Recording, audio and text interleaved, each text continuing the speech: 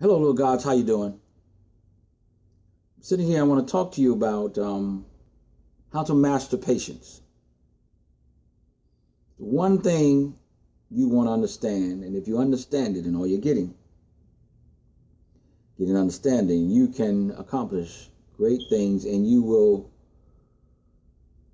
see that things that you prayed for and went to the end for and imagined for and prophesied to yourself for will come to pass. But you have to have patience. Patience and faith run together. They work together in harmony. Because when you ask for something, God is causing the universe to perform that for you.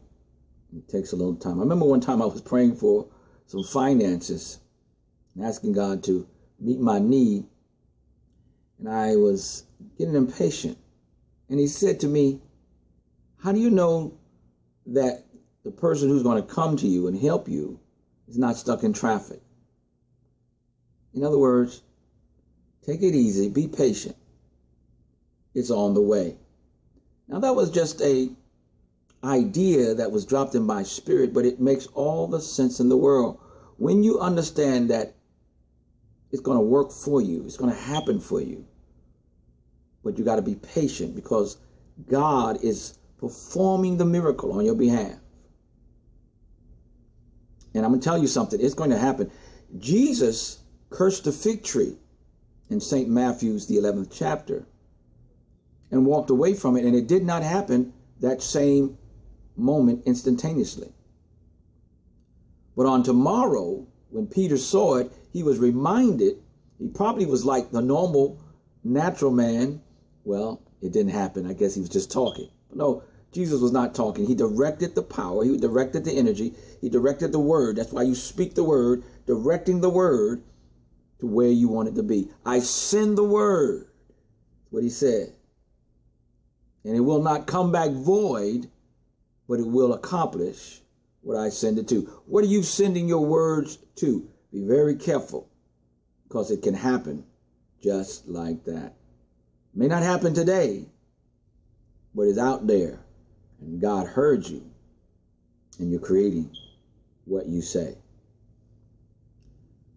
But the key to mastering patience is not having patience for what you want, not having patience in people, places, or things. Have patience in God. He's the only one who's qualified to receive your patience. If you read your Bible, which is a foundation of what I study,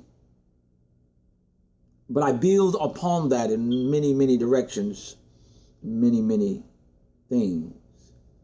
You know that all the people in the Bible had to exercise patience. If you read Hebrews, the 11th chapter, all of those had faith, but that whole chapter is about faith and patience. Almost the same thing. You ever thought about it like that? When you have patience in something, again, you're expecting it. You don't know when, you may not know how, but it shall come to pass. If you understand the power of patience, when you believe and you do not make a sudden move, but you pause, process, think about it. Don't act by your emotions or what has been sent your way to make you move from your stability, your harmony, and your peace. But you be patient. And then you're here and see God move. You just got to learn how to stay out the way. Having patience in the only one who's qualified and deserve your patience is God. If you have patience in man, he'll fail you. He'll disappoint you. And I tell you right now, there's going to come a time in your life you're going to have to depend upon yourself and know that you and the kingdom, you're a little God, and the big God is in you. That's a lot of God. It's going to work out, regardless of who's helping you, who's supporting you, or how you think your dream's going to come to pass. It's going to come to pass if you're patient. Whatever you're praying for, whatever you desire, whatever you went to the end to believe for, if you have patience, it will come to pass. If you write it down, your vision, always write your vision in the future, not in the present. Always write your vision in the future. Now, many people will teach, stay in the present. I hear that as a dominating teaching. Believe me, God has revealed something to me so profound. I think it would shock people to know what he told me about the now. For now, stay in the now, operate in the now. But when you want something, always speak into the future. Writing and speaking should always be towards the future. Okay?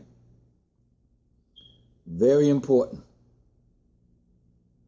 So when I pray and I prophesy to myself, I can bear and be patient because I don't get frustrated with people because I'm not relying on people. If somebody supports me, help me, somebody is there for me, then God has touched them. Grace has been given to them. Blessings have been given to them, and he has pointed them into my direction.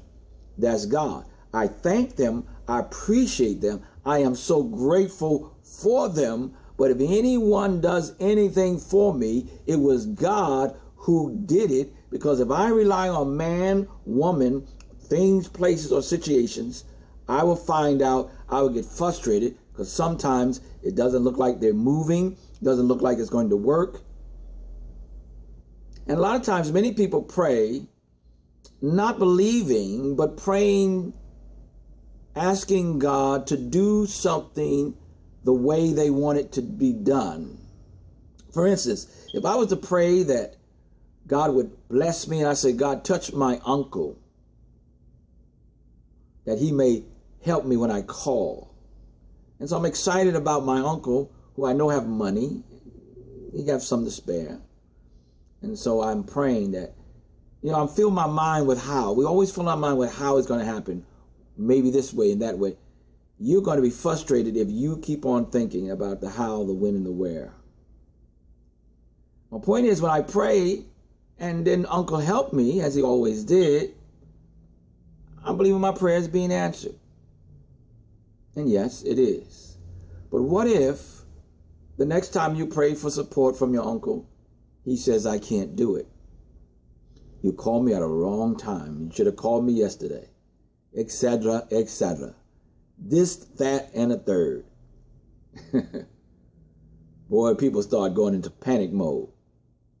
But is that really prayer? Telling God how to do it?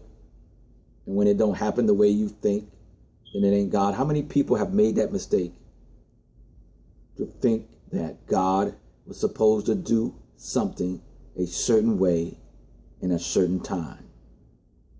You can ask God anything you want and God will give you your heart's desire. But do not tell him or force him. You can ask him even the time and the date. You got to understand, God will answer you in time. He's not worried about a month from now. You're worried, but he'll be there on time. I just prophesied to a woman, spoke into her life, put these words into her life. She lost her job. She was a month behind in her rent, and the month was coming 2 rents behind. I told her how to write, I expect wonderful things to happen to me 15 times. Write it down and believe God. And I said, before the end of the 2nd month, not only will you have the money to pay for the rent of the present month, but you have the money for the past month as well. Now, I didn't say he's going to get a job. I didn't say that things are going to turn around for you marvelously in some spectacular way. I said it will happen. Well, I got a call and said that someone walked up to them at the end of the month and gave them a check to cover all their expenses and their bills and their needs. Just like that. Be patient. Don't rely and trust in man. Man only can do so much. But trust in God that he will do it. That's why when the uncle can't supply the need, then God has someone else. It doesn't end. It's not over. That's when you have to have harmony and peace and relax and put your patience in God. You want a husband? You want a wife? Trust God to do it. Don't trust the husband or the wife. You need a change in their relationship. You need somebody to understand you, to have more patience and more respect and love towards you. Don't worry about that. Give it to God and watch God do it. And when things don't change, don't get frustrated. Always know that you gave it to God. That's how it works. Put your patience only in God. He's going to work it out. And so some of you right now have been wondering why things haven't happened, why things haven't changed, etc., etc., right? Perhaps you need to look up a little higher, trust a little deeper, and know, I'm going to go to God. So many people you can help and change and bless by going to God on their behalf and not just trying to tell them off or tell them your opinion, because sometimes they're not listening and they can't. But go to God. Instead of seeing the negative, see the positive. Change the image in your mind. And don't worry if they don't listen, because that's what's wrong with the world today. The world don't listen. And I even say Christians and many religions don't have wisdom. But if you would just be patient, send the positive, speak love and send love to their minds, see them in the positive light, and give it to God. For your sons, your daughters, your husbands, your wife, your girlfriends, your boyfriends, your children, your bosses, your neighbors, your friends, whomever, whatever, however way it went, it can change and it will change. But don't say, I have no more patience for you. I don't have patience in anybody. But the little God and the big God that's in me. Expect wonderful things to happen, and it will.